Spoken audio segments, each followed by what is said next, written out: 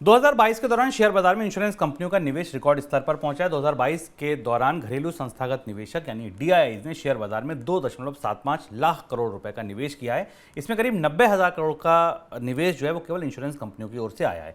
घरेलू संस्थागत निवेशकों में इंश्योरेंस कंपनियों के अलावा mutual fund, banks, pension fund और कुछ स्थानीय वित्तीय संस्थान भी शामिल होते हैं। सर, ये जो पैसा आया है करीब 2.25 लाख करोड़ रुपया बाजार को कितनी स्थिरता दे पाएगा?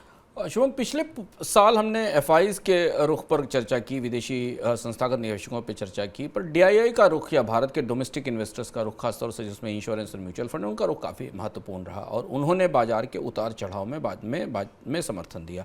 सबसे महत्वपूर्ण पिछले 2 महीने रहे, नवंबर और दिसंबर के। उसमें एक दिलचस्प रुख दिखाई देता है। जनवरी से अगर आप दिसंबर तक की यात्रा करें बाजार में, डोमेस्टिक फंड इन्वेस्टर्स की तौर से यानी म्यूचुअल फंड और बीमा कंपनियों के तौर से देखें तो हमने जनवरी से लेकर जुलाई तक बाजार में लगातार खरीद देखी है। मंथ ऑन मंथ बेसिस पर जनवरी में ये करीब 20,000 करोड़ थी, जो मई में बढ़ के 45,000 करोड़ हो गई, फिर जुलाई में फिर 45,000 करोड़ के आसपास आई।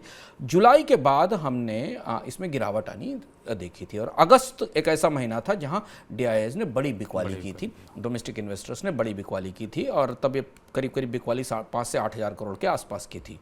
फिर उसके बाद सितंबर और अक्टूबर में विदेशी भारतीय निवेशकों ने खरीदारी की, पर ये खरीदारी निश्चित तौर पर उतनी नहीं थी जितनी कि हमने जनवरी से लेकर जून तक देखी थी। खरीदारी 10 से 15,000 करोड़ रुपए मंथ के लेवल पर थी, जबकि जनवरी से लेकर अगर जुलाई तक देखें तो जो एवरेज नंबर दिखाई देता है वो करीब 40,000 करोड़ के आसपास की खरीदारी का था।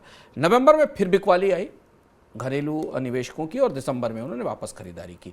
यहाँ से जो रुख दिखता है वो ये कि दिसंबर में जो खरीदारी, उसने इस बात का संकेत दिया है कि जो बाजार में करेक्शन हमने बनते देखा था, जो गिरावट देखा था, उस मौके पर भारत के संस्थागत निवेशकों ने खरीदारी की है और अंदर निवेश किया है।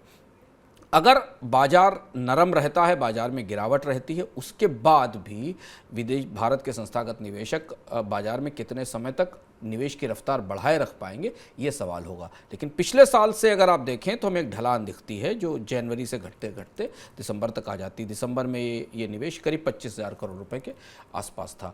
अब बहुत कुछ इस बात पर निर्भर करता है कि कंपनियों की तीसरी तिमाही के नतीजे कैसे आते हैं और दूसरा बड़ा असर भारत की अर्थव्यवस्था को लेकर व्यापक तस्वीर कैसे बनती है। हालांकि म्यूचुअल फंड इन्वेस्टर्स के लिए या म्यूचुअल फंड निवेशकों के लिए ये माहौल किसी भी स्थिति में बेहतर है, क्योंकि म्यूचुअल फंड के एसआईपी से आने वाले पैसे तो निवेश होते ही हैं बाजार में। म्यूचुअल फंड कंपनियों के पास निवेश के अलावा कोई विकल्प नहीं है।